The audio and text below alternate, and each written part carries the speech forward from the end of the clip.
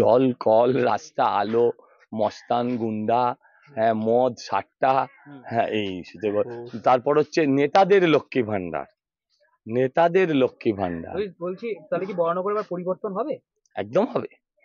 বরানগরের রাজনৈতিক এবং বরানগরের, হ্যাঁ, আক্ষরিক পরিবর্তন যেটা, দুটোই হবে। জেতার বিষয়ে কতটা আশাবাদী? 100-র উপরে তো ওঠা যায় না শতাংশে, তাই 100%। বিপক্ষকে কত নম্বর দেবে?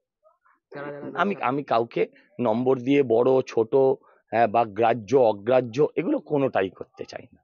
আমি জানি আমি জিতবো, এবার কে সেকেন্ড হবে কে থার্ড হবে ওরা ডিসাইড।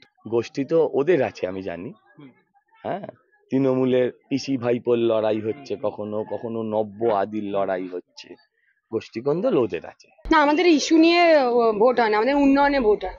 এবং মমতা বন্দ্যোপাধ্যায়ের উন্নয়নের মানুষ, বরানগরের মানুষ, তারা আশ্বাস, ভরসা, বিশ্বাস রাখবেন এবং আগামী 1 জুন তারা জোড়া ফুলে ভোট দেবেন। কি বলুন তো, আমরা আমাদের কাজ নিয়ে ব্যস্ত, তো তাদের কোনো কাজ নেই কাজ তো খই ভাজ কথাতেই আছে। তাই তারা মানে অকাজ করে যাচ্ছে।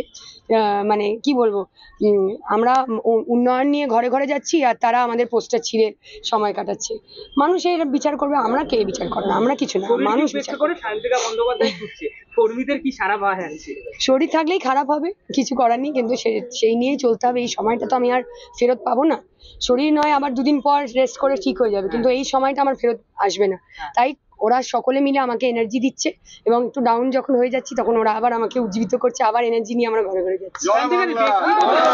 ব্যক্তিগত অনেক আক্রমণ করছে, একদম শেষ বেলায় বলছি দাঁড়িয়ে, ব্যক্তিগতভাবে অনেক কটূক্তি আসছে, পরিবারকে নিয়েও কথা বলা হচ্ছে, মানে এটাতে মন ভারাক্রান্ত হচ্ছে না, মন ভারাক্রান্ত হয় না, কারণ আমি মানে বেকার কথা শুনিই না। আমার কানে ফিল্টার লাগানো আছে, আমি শুধু ভালো কথা শুনি, মানুষের আশীর্বাদ নিয়ে নিই, মানুষের ভালো কথা শুনি এবং তারা আমার কাছে যা আবদার করবে, তারা আমাকে যেভাবে চাইবে আমি সেইভাবে কাজ করব, এই আশ্বাস আমি মানুষকে দিচ্ছি।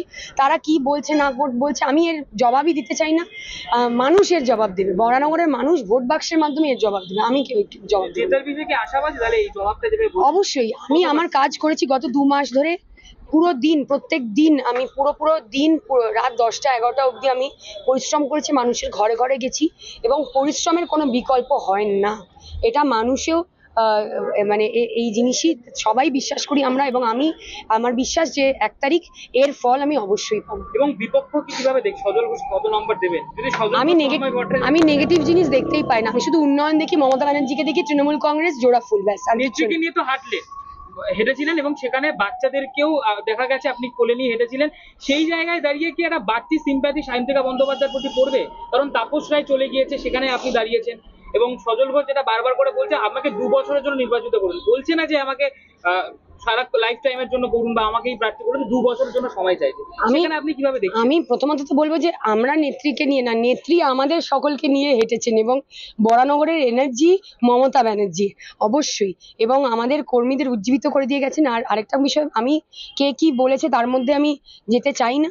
আমি এটুকুই বলবো যে আমি 2 বছরে এত কাজ করব, মানুষে যদি আমি জানি মানুষ আমাকে আশীর্বাদ করবে না, 2 বছরে আমি এত কাজ করব যে মানুষ আগামী 2 টার্মের জন্য আমাকে ভোট দিতে নির্বাচিত করতে বাধ্য হবে না। আমি এত কাজ করব। আপনি তো ট্যাবে নোট করছেন, ট্যাবে তো সমস্ত কিছু নোট করছেন প্রচারে ঘুরে ঘুরে, তো বরানগরে কি কি উন্নয়ন করবেন যদি ভোটে জিতে যান?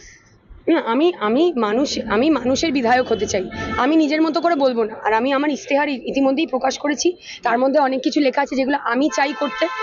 তা বাদ দিয়ে মানুষের যে ধরুন আমার বাড়ির রাস্তার সামনেটা রিপেয়ার করতে হবে, সেটা আমি নোট করে নিয়েছি, সেটা রিপেয়ার হবে।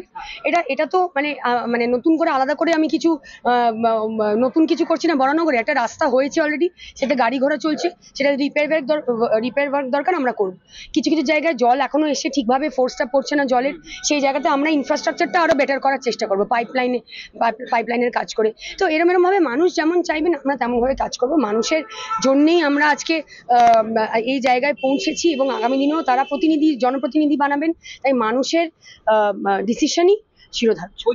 বারবার বিজেপিরা বলছে তৃণমূল অন্দরে একটা চাপানোতর গোষ্ঠীকন্দল রয়েছে বরানগরে, সেটা কি কোনো কারণে হ্যাঁ, সজল ঘোষ বারবার হ্যাঁ, বলছেন হ্যাঁ। বিজেপি দল যে বরানগরের ভেতরে একটা গোষ্ঠী কোন্দল রয়েছে, সেটা আউটবাস্ট করলে হয়তো তৃণমূল কংগ্রেস ব্যাক করে যেতে পারে।